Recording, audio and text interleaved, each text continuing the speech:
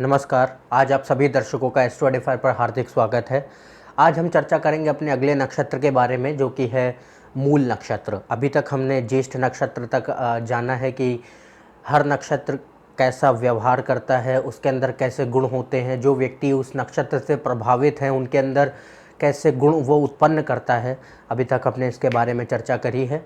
यदि आप पिछले वीडियोज़ देखना चाहते हैं और यदि आपने नहीं देखे हैं वो वीडियो और जानना चाहते हैं कि ज्येष्ठ नक्षत्र तक जो भी नक्षत्र हैं उनका व्यवहार कैसा है और व्यक्ति जो उनसे प्रभावित हैं वो कैसे उनके अंदर गुण होते हैं, तो आप उन वीडियोज़ को देखें।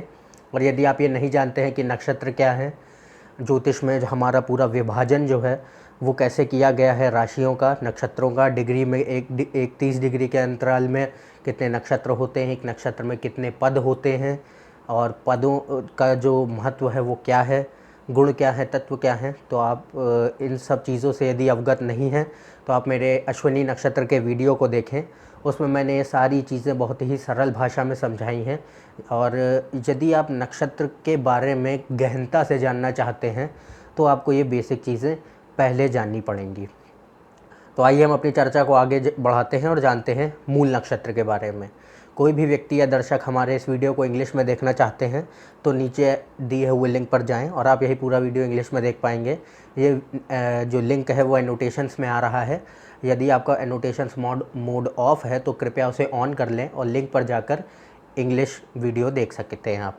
तो आइए हम अपनी चर्चा को आगे बढ़ाते हैं और जानते हैं मूल नक्षत्र के बारे में। मूल नक्षत्र का जो स्वामी है वो है केतु और इसका इसका जो पूरा अंतराल है, इसकी जो अवधि है, ये इसकी अवधि है 0 से लेके 13 डिग्री 20 मिनट धनु राशि में।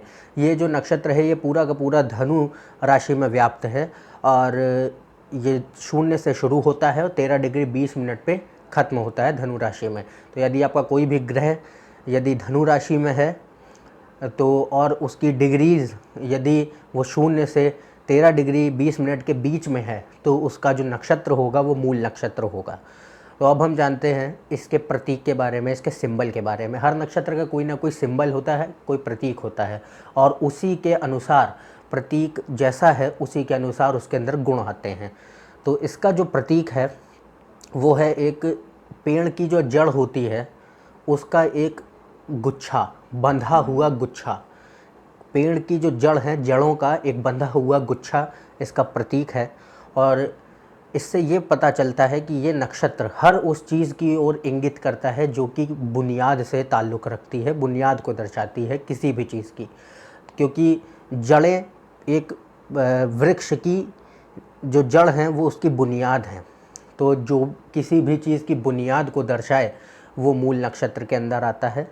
मूल नक्षत्र हर बुनियादी क्षेत्र को दर्शाता है किसी भी चीज़ की। और जैसा कि वृक्ष के कई हिस्से होते हैं, उनमें से एक जड़ भी है। तो जड़ें जो होती हैं वो सामने उभर कर नहीं आती, छुपी हुई रहती हैं धरती के अंदर। तो उसी तरीके से ये जो नक्षत्र है ये उस हर चीज़ को दर्शाता है जो कि रहस्यमयी है।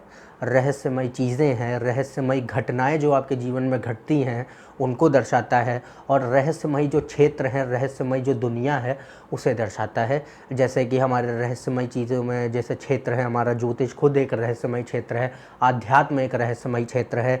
जो हम दूसरी दुनिया की बात करते हैं, आत्माओं की बात करते हैं, वो भी एक दूसरा रहस्यमयी क्षेत्र है। तो ये सारी इसके अंतर्गत आती हैं चीज़ें। और ये नक्षत्र जो है एक व्यक्ति को सहायता करता है क्योंकि इसका जो स्वामी है वो केतु है और केतु हर उस चीज़ को दर्शाता है जो कि आपने पूर्व जन्म से अर्जित की है।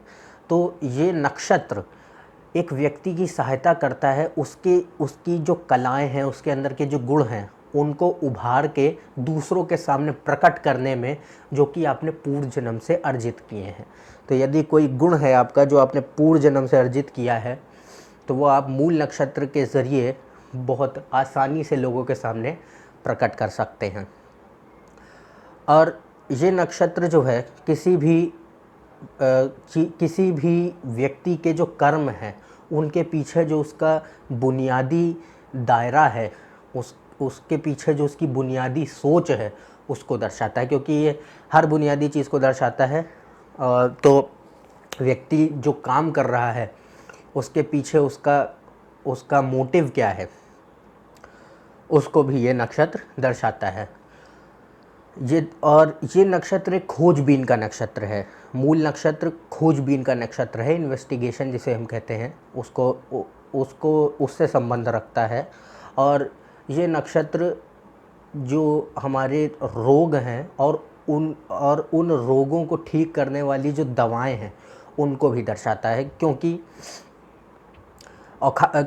ये नक्षत्र उन रोगों को खास तौर से दर्शाता है जिनके गुण सामने नहीं आ पाते, जिनके उत्पन्न होने का कारण हमें पता नहीं चल पाता, क्योंकि केतु इसका स्वामी है। और केतु के कारण यदि कोई रोग आता है, किसी व्यक्ति के कोई रोग होगा, तो उसका कारण कभी पता नहीं चल पाएगा और आकस्मिक रूप से वो रोग उत्पन्न होता है शरीर के अंदर।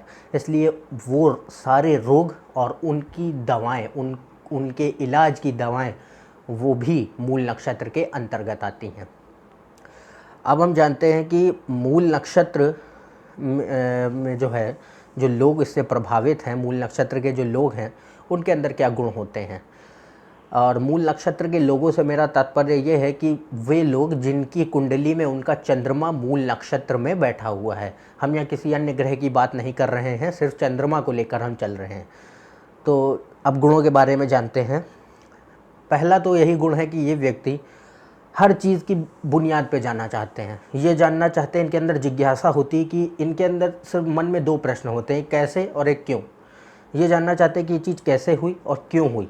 तो इनके अंदर की जो जिज्ञासा है वो इनको लेकर जाती है बिल्कुल बुनियादी क्षेत्र पे, कि ये हर चीज़ की बिल्कुल भूतल पे जाना चाहते हैं और जानना चाहते हैं कि ये चीज़ उत्पन्न कैसे हुई, ये चीज़ कैसे सामने प्रकट हुई लोगों के। ये इनके एक अंदर प्रवृत्ति होती है कि इनका गुण होता है, ये जो व्यक्ति मूल नक्षत्र के होते हैं। और ये व्यक्ति जो है यदि हम कहें बहुत ज़्यादा ज़िद्दी होते हैं, क्योंकि इनको ये ज़िद्दी इसलिए होते हैं क्योंकि इनको जानना है कि ये क्यों हो रहा है, कैसे हो रहा है। इसलिए ये जब तक उस चीज़ के पीछे का कारण जान नहीं लेंगे तब तक ये शांति से नहीं बैठ पाते हैं। तो ये इस मामले में ज़िद्दी हो जाते हैं और ये आवेगशील बहुत होते हैं, बहुत आवेगी होते हैं। और यदि हम मूल नक्षत्र के बारे में हम बात करें तो मूल नक्षत्र में हमने बात की थी अश्विनी में कि जो व्यक्तिकरण की प्रक्रिया है, व्यक्तिकरण की जो प्रक्रिया है वो शुरू होती है अश्विनी नक्षत्र में, अपने चरम पर आती है मघा के नक्षत्र में, और जो समापन होता है इस प्रक्रिया का, व्यक्तिकरण की प्रक्रिया का, वो समापन होता है मूल नक्षत्र में। तो मघा नक्षत्र हमने जाना था, अश्विनी नक्षत्र में व्यक्ति के अंदर लालसा आती है कि वो सत्ता में जाए, सत्ता प्राप्त हो, उसको शक्ति प्राप्त हो। मघा नक्षत्र में व्यक्ति, जैसा हमने जाना था कि एक जो थ्रोन होती है वो उसको दर्शाता है, व्यक्ति बहुत ऊंचे पद तक पहुंचता है और वो चरम सीमा होती है। और मूल नक्षत्र में व्यक्ति जो चरम सीमा है उसकी, उससे गिरकर फिर मूल नक्षत्र तक, ये आखिरी नक्षत्र है जो व्यक्तिकरण की प्रक्रिया को पूरा करता है। यहाँ पर व्यक्ति की जो ऊपर बढ़ने की, ऊपर जो बिल्कुल टॉप लीडर पोजीशन है वो उसको दर्शाता है, उसको दर्शाने वाला ये आखिरी नक्षत्र है पूरे मायनों में। और हम आगे बात करते हैं दूसरे गुणों की जो मूल नक्षत्र के लोगों के अंदर पाए जाते हैं।